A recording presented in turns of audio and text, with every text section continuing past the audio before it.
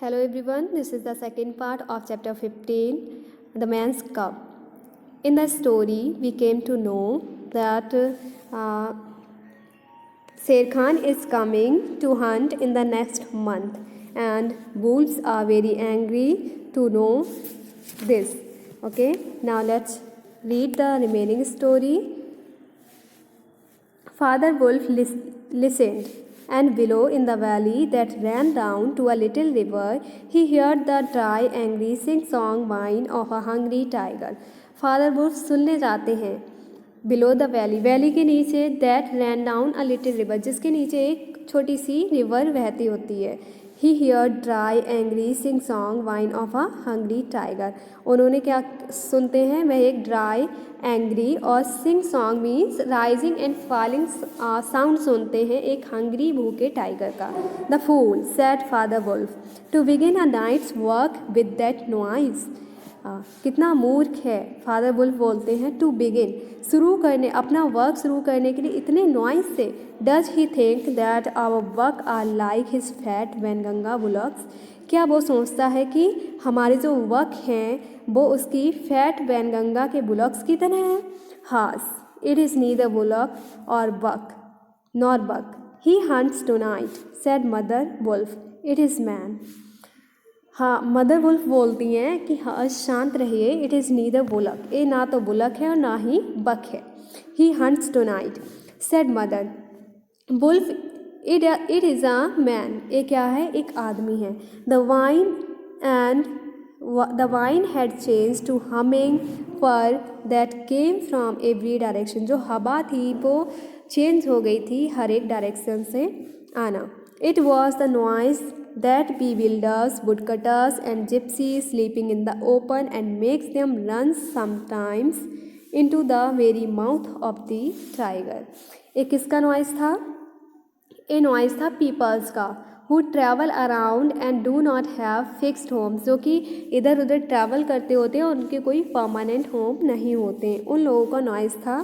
Gypsies थी उनके पास, and जो कि क्या कर रहे थे, एंड मेक्स देम रन, और अपने आप को बचा रहे थे. Sometimes into the very mouth, जब वो किसी के शिकार बनने वाले होते उनके मुंह से बच रहे थे. Man said father wolf showing all his white teeth.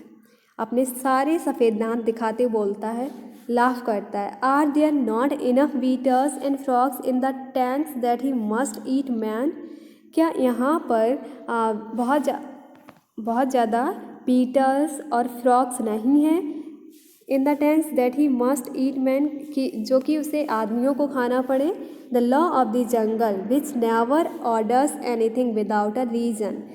जो जंगल का लॉ है जो कि कभी भी किसी को आदेश नहीं देता बिना किसी कारण के. Forbids every beast to eat man. जिसने जंगल का लॉ क्या है कि कोई भी किसी भी आदमी को नहीं मारेगा, नहीं खाएगा. A man can be killed only to show children how to kill. If you kill a man, sooner or later, men on elephants will arrive with guns and hundreds of men with gongs and rackets and torches. जंगल का law क्या है, कोई भी beast किसी भी man को नहीं मारेगा. Man can be killed, man को केवल इसलिए मारा जा सकता है बच्चों को शो करने के लिए कि किस तरह से शिकार करते हैं. सूनर और लेटर, देरी से या फिर जल्दी में. मैन ऑन एलिफेंट्स, अगर हम किसी आदमी को मार देते हैं तो जो आदमी होते हैं, जो लोग होते हैं, वो एलिफेंट्स पर आएंगे अपनी गन्स को लेकर और 100 ऑफ मैंस को लेकर गैंग में आएंगे और रॉकेट्स एंड टॉर्चेस लेकर. There everybody in the jungle suffers, और फिर जंगल का प्रत्येक प्राणी क्या करता है, इस प्रॉब्लम से सफ़र करता है. The beast say that man eaters become mangy and lose their teeth.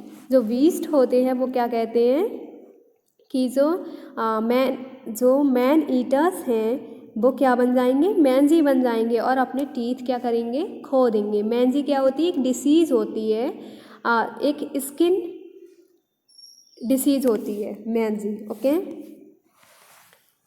So the fur grew louder and ended in the full-throated R.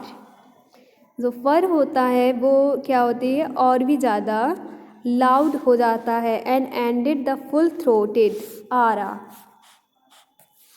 of the tiger. Then there was a howl from Sher Khan. He has missed, said Mother Wolf. What is it? जो फर होता है वो बेटा louder हो जाता है और एक अंत किससे होता है, एक फुल थ्रोटेड बहुत तेज़ी से आवाज़ आती है जो कि किसकी होती, टाइगर की. Then there was a howl from Shere Khan, और बहुत ही तेज़ी से एक चिल्लाहट की आवाज़ आती है जो कि शेर खान चिल्लाता है. He has missed, said mother wolf. What is it? उसने क्या किया, खो दिया है. एक क्या था. Father Wolf ran out a few paces and heard Sher Khan muttering and mumbling wildly as he tumbled about in the scrub. Father Wolf ran out a few paces and heard. Father Wolf कुछ steps आगे बढ़ते हैं और सुनते हैं शेर Khan muttering means बहुत ही ज़्यादा क्वाइटली अपने आप से स्पीक करता होता है और इतनी क्वाइटली स्पीक करता है, मम्बलिंग करता है जो कि आवाज़ किसी को समझ में नहीं आती, वाइल्डली गुर्राता है. He tumbled about in the scrub. The fool has jumped a woodcutter's camp fire. वो क्या करता है, एक वुडकटर होता है, उसकी कैंप फायर जो आग जलती होती कैंप में, उसमें क्या करता है, कूद जाता है. And has burned his feet, और अपने पैरों को जला लेता है. Said father Wolf with a grunt. Tabaqui is with him. Tabaqui उसके साथ था. Something is coming up hill. कुछ ऊपर से आ रहा है, ऊपर पहाड़ी से आ रहा है. Said mother wolf twitching one ear. अपना एक कान को खुजलाते हुए बोलती है, गेट रेडी, तैयार हो जाओ. The bushes rustled a little in the thicket and Father Wolf dropped with the haunches under him, ready for his leap. Man, he snapped, a man's cub, look. Haunches means top of the back, legs and buttocks. The bushes rustle a little in the thickets. जो bushes होती हैं वो क्या होती हैं, हिलती हैं thicket से. And Father Wolf dropped with his haunches. Father wolf क्या होते हैं, रेडी हो जाते हैं. वो सोचते हैं कि अगर कोई खतरा है तो वो उससे निपट लेंगे. Ready for leave. Man, he snapped a man's cub. वो बोलते हैं कि एक मैन का कब है. Directly in front of him, holding on by a low branch, stood a naked brown baby who could just walk. Directly in front, उनके सामने, बिल्कुल सामने क्या होता है, एक बेबी होता है, मैन का कब होता है जो कि नेक्ड होता है. Brown baby who just could walk, जो कि केवल वॉक ही कर सकता है. A soft and dimpled little baby. He looked up into Father Wolf's face and laughed. वह फादर वुल्फ का फेस देखता है और हंसने लगता है.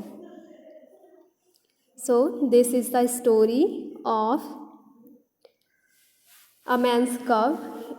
Now it has also the second part, and we will read this part in chapter 16. Thank you.